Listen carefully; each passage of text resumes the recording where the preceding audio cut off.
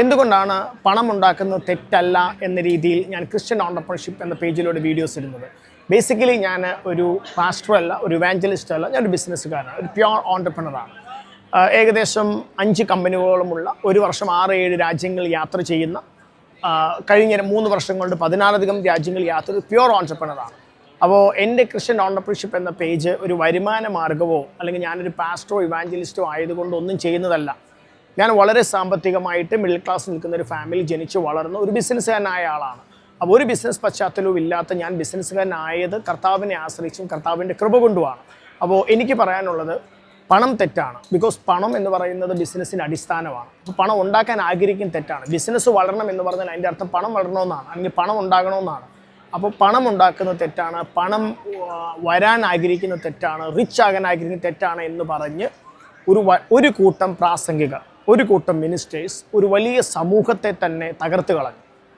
Especially ക്രിസ്ത്യൻസിൻ്റെ ഇടയ്ക്ക്, Pentecostal കമ്മ്യൂണിറ്റിക്ക് ഇടയ്ക്കാണ് അൺഫോർച്യുനേറ്റ്ലി സംഭവിച്ചത്. എല്ലാവരും അങ്ങനെയാണെന്നല്ല ഞാൻ പറയുന്നത്. വെളിച്ചമുള്ള, ഇതിനെക്കുറിച്ച് ദർശനം ലഭിച്ച ഒരുപാട് ദൈവദാസന്മാരുണ്ട്. പക്ഷേ വലിയ സമൂഹം ആളുകൾ, ചില ആളുകളുടെ പ്രസംഗം കേട്ട്, അവരുടെ ടീച്ചിങ് കേട്ട് ദാരിദ്ര്യമാണ് നല്ലത്, യേശുവിലുള്ളവർക്ക് ദാരിദ്ര്യമാണ് എന്നുള്ള ചിന്താഗതി കൊണ്ട് ബിസിനസ് തകർന്നവരായിട്ടും സാമ്പത്തികമായിട്ട് തകർന്നവരായിട്ടും കാണുന്നു. അപ്പം അങ്ങനെയുള്ള ആളുകളുടെ ഇടയിലേക്കാണ് വാസ്തവത്തിൽ ക്രിസ്ത്യൻ ഓണ്ടർപ്രണർഷിപ്പ് എന്ന പേജിലൂടെ ഞാൻ എൻ്റെ മെസ്സേജുകൾ കൊടുക്കുന്നത്. എൻ്റെ ഉദ്ദേശം വേറെ ഒന്നുമില്ല.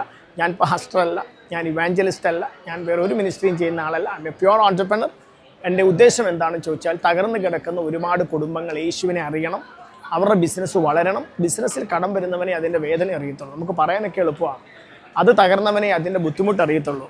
കടക്കാർ വീട്ടിൽ വരുമ്പോൾ അല്ലെങ്കിൽ വഴി പിടിച്ചു നിർത്തുമ്പോഴേ അതിൻ്റെ വേദന അറിയത്തുള്ളൂ, എസ്പെഷ്യലി ബിസിനസ് ചെയ്യുന്നവർക്ക്.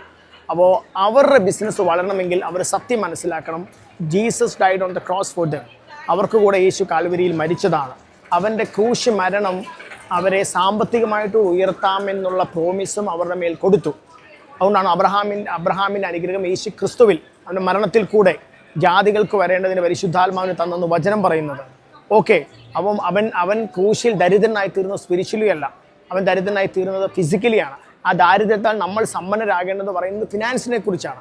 അപ്പോൾ ക്രിസ്ത്യൻ ഓണ്ടർപ്രണർഷിപ്പിൻ്റെ ഉദ്ദേശം മറ്റൊന്നുമല്ല, ബിസിനസ്സുകാർ എഴുന്നേൽക്കണം, ദൈവസഭയിൽ നിന്നും മില്യണേഴ്സ് എഴുന്നേൽക്കണം, ദൈവരാജ്യത്തിന് വേണ്ടി അവർ പണം കൊടുക്കണം, സുവിശേഷീകരണത്തിന് വേണ്ടി ഈ പണം ഉപയോഗിക്കപ്പെടണം.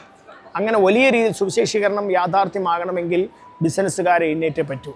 അപ്പോൾ നമ്മൾ ഗ്രീഡി ആയിട്ട് സമ്പത്തുണ്ടാക്കാൻ ആഗ്രഹിക്കുന്നവരല്ല, മറിച്ച് മില്യൺസും ട്രില്യൺസും ഉണ്ടെങ്കിൽ ദൈവരാജ്യത്തിന് പ്രയോജനപ്പെടുന്ന നല്ല ഓൺടർപ്രണേഴ്സ് ആകാൻ ആഗ്രഹിക്കുന്നവരാണ്. സോ നിങ്ങളൊരു ബിസിനസ്സുകാരനാണെങ്കിൽ, നിങ്ങൾക്ക് ബിസിനസ് ഉയരാൻ ആഗ്രഹിക്കുന്നെങ്കിൽ, വീണ്ടും ബിസിനസ്സിൽ പുതിയ ചക്രവാളങ്ങൾ വെട്ടിപ്പിടിക്കാൻ ആഗ്രഹിക്കുന്നെങ്കിൽ, നിങ്ങളുടെ മക്കൾ ബിസിനസ് തുടങ്ങാൻ നിങ്ങൾ ആഗ്രഹിക്കുന്നെങ്കിൽ, ടു കണക്ട് വിത്ത് മീ. നമുക്കൊന്നിച്ച് ദൈവരാജ്യത്തിന് വേണ്ടി ബിസിനസ്സുകളെ പണിയാം, മില്യണേഴ്സിനെ എഴുന്നേൽപ്പിക്കാം. ദൈവം എല്ലാവരെയും ധാരാളമായിട്ട് അനുഗ്രഹിക്കട്ടെ. ദാരിദ്ര്യമാണ് നല്ലതെന്ന് പറയുന്നത് പറയട്ടെ. നമുക്ക് യേശുവിന് വേണ്ടി രാജ്യങ്ങളെ കീഴടക്കാം. May God bless.